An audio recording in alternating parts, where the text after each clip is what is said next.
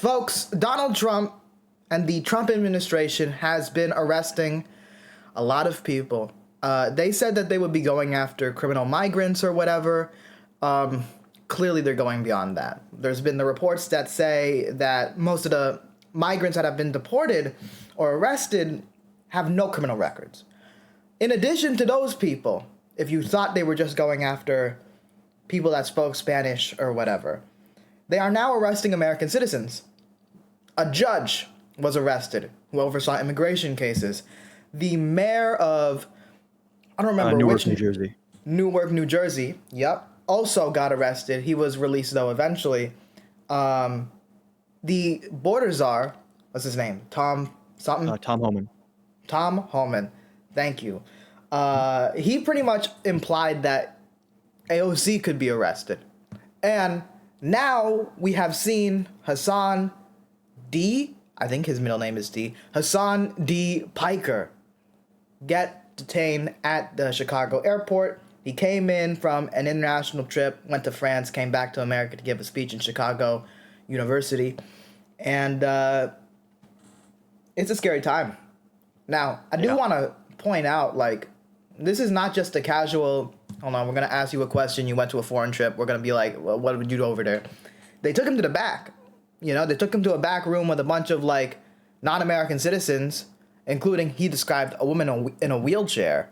And they were questioning him in a way where they clearly knew who he was.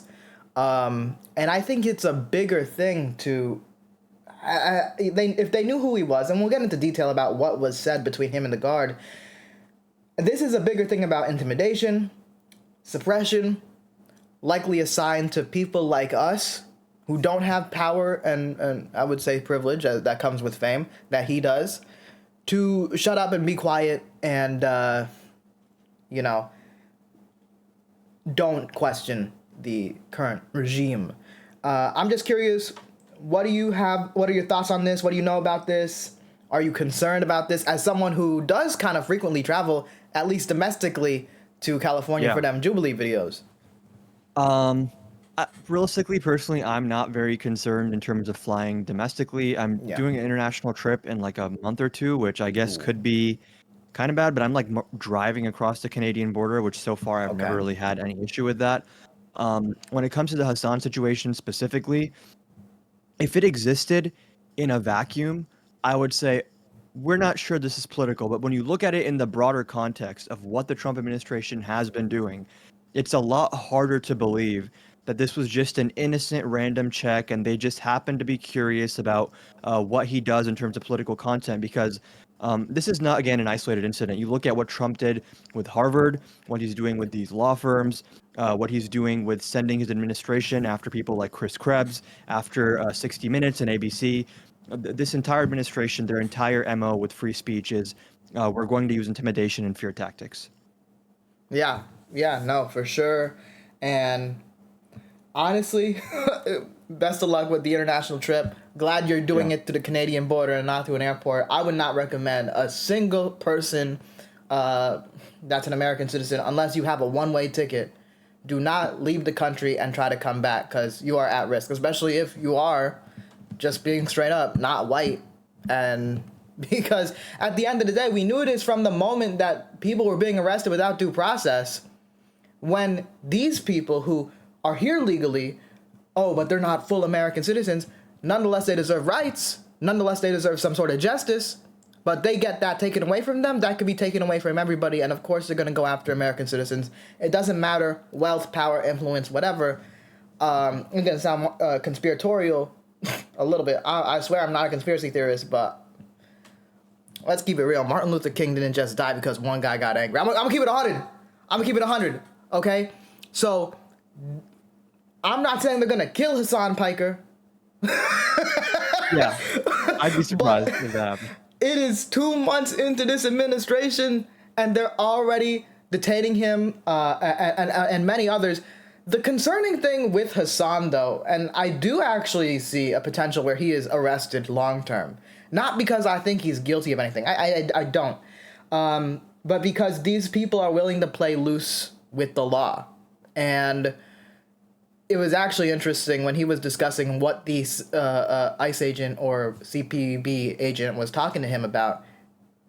He was tuned in to like the Ethan Klein shit. Oh, really? Yes, he was like, he started being like, "What do you do?" I'm a Twitch streamer. What do you stream? I do games and politics. But then he started getting more specific. He's like, have you or have you not spoken to a Hamas? Have you or have you not spoken to a Houthi? And the thing is, the claim is with that quote unquote Houthi pirate kid that he is a Houthi, and that Hasan gave an interview where he was being too nice. That's a lot of the drama. That's what a lot of the Destiny folks and the Ethan folks really bring up. Now, the kid's probably not a Houthi. He's 19. He seems like more like an influencer. Apparently, like, I'm blank on which side is which, but Houthis are divided by Sunni and Shia. They're one of them. And this guy has the other last name of the other side, so he wouldn't really even be part of them. Either way, not only did bro know who he was, but he had a line of questioning. I believe that it was to get something that sounded incriminating. But my understanding of the First Amendment, and maybe the First Amendment isn't really relevant in this administration, is someone could be like, they love the Houthis, they love Hamas, they love ISIS, and that's perfectly legally fine. To be clear, for my own security, I don't like any of those groups. But for a long time, yep, exactly. We are an anti-terrorism podcast, folks. We will stop terrorism one step at a time. But we've had journalists interview literal terrorists forever. There was that one movie back in the day where they said, shout out to the Mujahideen in the credits.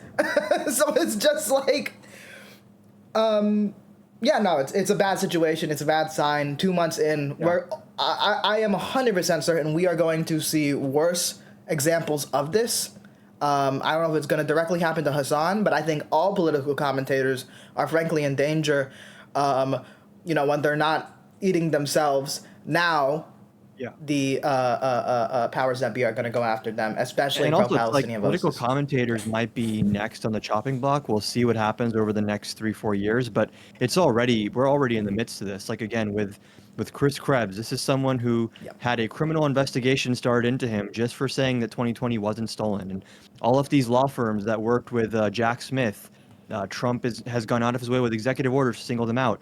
He has sent his, is it the FEC, whichever government agency regulates like a television and like networks and stuff, he has sent them after ABC and 60 Minutes because he didn't like their coverage of himself and of Kamala Harris. So, and the Harvard thing was insane. He sent a demand letter to Harvard basically saying that you guys have to let us audit your course curriculums and the ideological beliefs of the professors that you hire.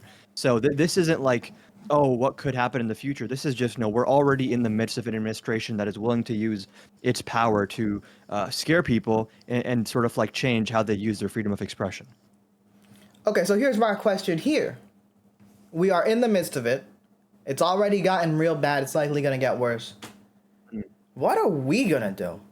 We have a lot of anti-Trump statements. We have a lot of statements where we said the election wasn't stolen. We have a lot of statements where we are not necessarily lined up with U.S. foreign policy. Trump, maybe we got to title this, "The Trump Administration's Coming After Us." That's it. Yeah, we're probably like at the very bottom of the list. After they get all the A and B lists, we'll move on to the Z list people, maybe in Trump's 4th year, and then we can be a little bit worried. But I mean, I think like even barring people being straight up arrested, there are other methods that can be used, like behind the scenes talking to Zuckerberg or people that work on TikTok or people that work, I guess Elon's on Twitter. So just telling them like, hey, I want you guys to throttle left of center content, throttle left of center political creators. There's so many different ways he can effectuate these goals other than just, as he would say, lawfare. They've been coming after you on TikTok. Huh? They've been coming after you.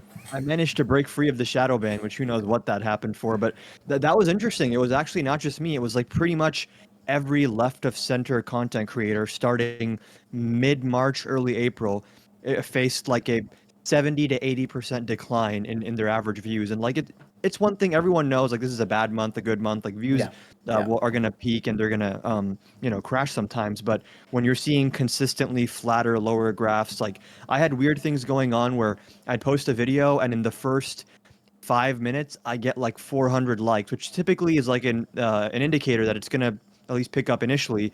And then all of a sudden it hits the ceiling, and over the next 5 hours I get like 10 likes and the views go up like 15 or 20, which is very strange. So I don't want to say for sure that's because of Trump, but my only point is that there are so many levers at his disposal in terms of trying to silence opposition that even if we don't see it happening like with Hasan, we don't know what's going on behind the scenes. Yeah. And with that, folks, I think we can end this segment. Simply, if you are a political content creator, you need to be ready. Okay.